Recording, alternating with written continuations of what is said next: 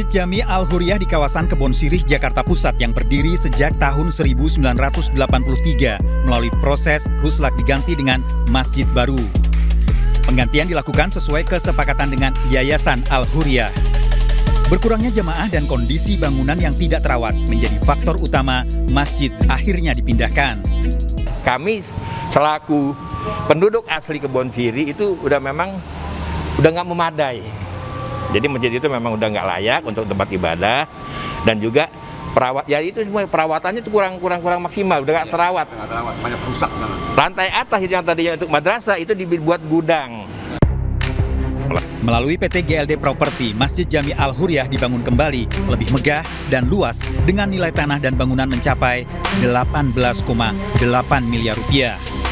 Berdiri megah di Jalan Batu Merah, Pasar Minggu, Jakarta Selatan, Masjid Jami Al-Huriyah di bulan Ramadan tahun ini semakin diramaikan umat muslim untuk beribadah.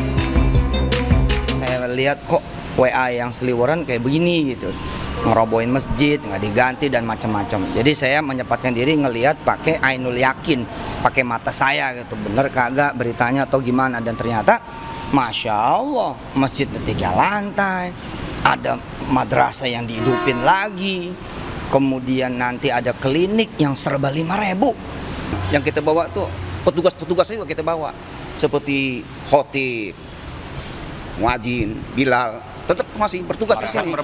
Marbotnya pun di sini. Yang sepuh gitu. Jadi kalau ada bahasa di luar nggak begitu, ini kenyataan seperti ini. Dan setiap hari Jumat itu ada pertemuan Kebon Sirih bersatu.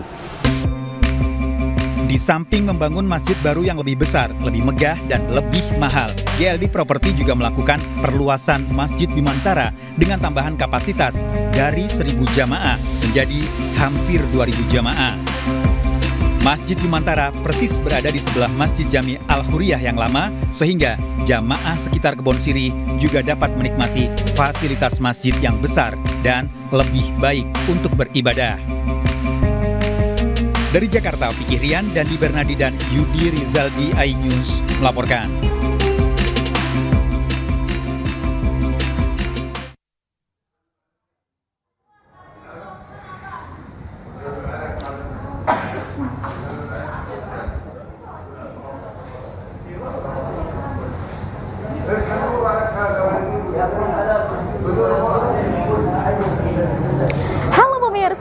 Nah, sebentar lagi waktunya berbuka puasa nih. Nah, saya sudah mempersiapkan menu berbuka puasa saya untuk hari ini. Kalau dilihat sekitar saya, ini saya seperti lagi ada di wilayah Timur Tengah ya. Tepat banget, saya lagi ada di restoran yang menyediakan makanan khas wilayah Timur Tengah, tepatnya dari negara Yaman. Tadi ketika saya tiba di tempat ini, saya sudah pesan nih menu makanannya yang ciri khas di tempat ini. Nah, kalau bisa dilihat di depan Anda pemirsa, ini saya mau tunjukin dulu nih, kalau yang ada di depan Anda ini merupakan faksah, dan yang ada di sampingnya ini merupakan mandi laham. Nah, dari 2 menu makanan ini terbuat dari daging kambing. Nah, saya mau tahu nih spesifikasi dari setiap makanannya serta pembuatannya seperti apa. Saya kayaknya mau panggil mbaknya nih. Mbak, ini untuk saya minumannya nih, Mbak? Iya, Pak. Oke, Mbak lagi sibuk nggak nih, Mbak? Lumayan sih, soalnya lagi pesanan banyak banget. Tapi kalau saya ajak ngobrol sebentar boleh, Mbak? Boleh duduk di sebelah saya ya, Mbak? Oke. Mbak, dengan Mbak siapa nih sebelumnya? Saya dengan Emi. Mbak Emi, ini kan tadi saya pesan mandi laham, juga ada faksa. Nah, katanya ini juga menjadi ciri khas ya makanan di tempat ini. Nah, kalau ini apa nih, Mbak? Ini semulawahnya nih, Kak. Ini nanti pasangannya bareng faksa. Nanti cara makannya kita modelnya dicocol gitu kalau. Oke. Nah, Mbak, saya mau tanya nih, kalau dari mandi laham dulu, ini proses pembuatannya seperti apa sih? Kalau untuk mandi laham sendiri ini kita proses masaknya di dalam tanah, jadi ditenur gitu. Di dalam tanah? Kayak gimana tuh di dalam tanah, Mbak? Berapa lama, Mbak? Prosesnya kurang lebih 1,5 jam. 1,5 jam. Nah, kalau faksa sendiri?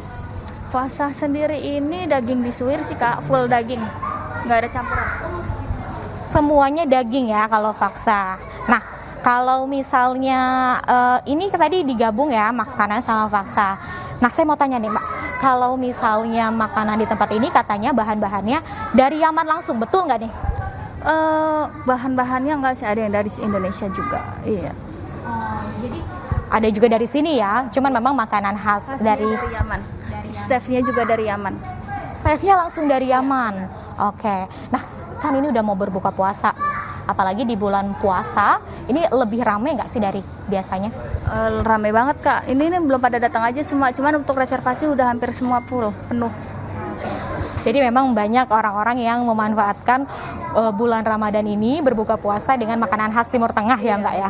Oke, Mbak Emi makasih banyak ya untuk waktunya ya. Silakan beraktivitas kembali Mbak.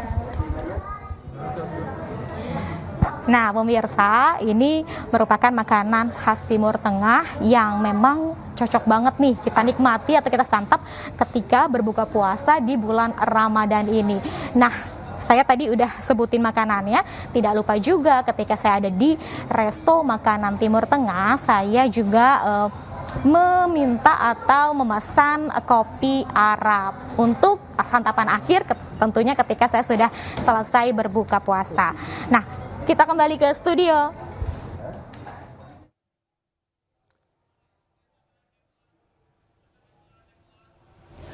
Iya, tampaknya enak sekali ya tadi mandi lahamnya ini Revika. Jadi ngiler ya, jadi ngiler ya. Nah, puasa. nanti pokoknya jangan mana-mana Revika, kita berdua akan nyusul ke sana untuk mencicipi mandi laham yang tadi. Terima kasih Revika Sibarani atas laporan Anda. Pemirsa, kita ke informasi lain. Selain masakan Timur Tengah, Sumatera Utara terkenal dengan cita rasa kulinernya. Salah satunya adalah mie gomak. Mie yang terbuat dari mie lidi ini selalu laris di bulan Ramadan.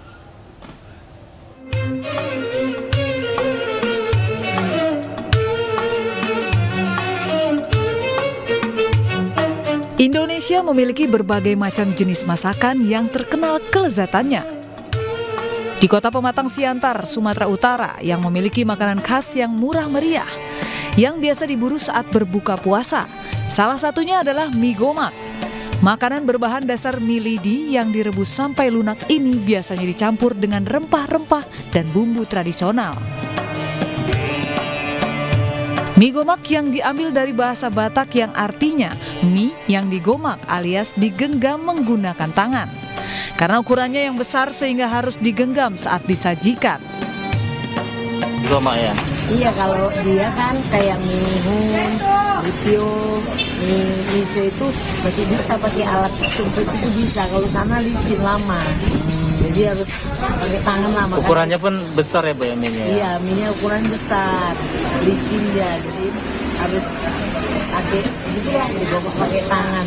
Jadi Bentuk mie-nya persis seperti spaghetti dari Italia. Makanya orang-orang juga biasa menyebutnya spaghetti orang Batak. Mie gomak ini biasanya disajikan dalam dua versi, yaitu digoreng dan diberi kuah santan yang dicampur atau disiram dengan cabai dan kuah kacang. Ya, suka ya.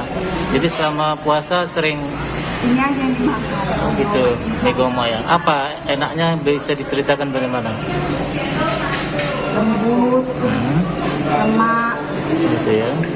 enak lah pokoknya. Satu porsi mie gomak bisa didapat dengan harga Rp5.000. Pastinya buka puasa lebih nikmat dengan makan mie gomak ini. Dari Pematang Siantar, Sumatera Utara, Dharma Setiawan, iNews melaporkan. Wah, ini harganya murah, Ya. tapi juga langsung mengenyangkan kayaknya ya. Apalagi kalau makannya nanti pakai bumbu kacang dan kerupuk yang banyak ya. Dan Syafa. gorengan. Dan gorengan. Nah itu jangan sampai lupa nih pemirsa. Dan pemirsa, informasi tadi sekaligus mengakhiri kebersamaan kita dalam iNews sore hari ini. Kita percaya pandemi akan bisa dilalui dengan saling jaga dan saling peduli. Mari kita jaga diri dan saling mengingatkan untuk selalu patuhi protokol kesehatan. Ya, jangan lupa pakai masker, jaga jarak, dan kurangi mobilitas. Mari kita konsisten menjaga imunitas tubuh dengan olahraga teratur dan vaksinasi. Kita percaya COVID-19 masih ada dan sebagai bangsa kita akan selalu bersama menanggulangi wabah ini. Salam sehat. Saya Syafa Ati Suryo. Dan saya Davi Pratama pamit undur diri. Terima kasih atas kebersamaan Anda. Selamat sore dan sampai jumpa.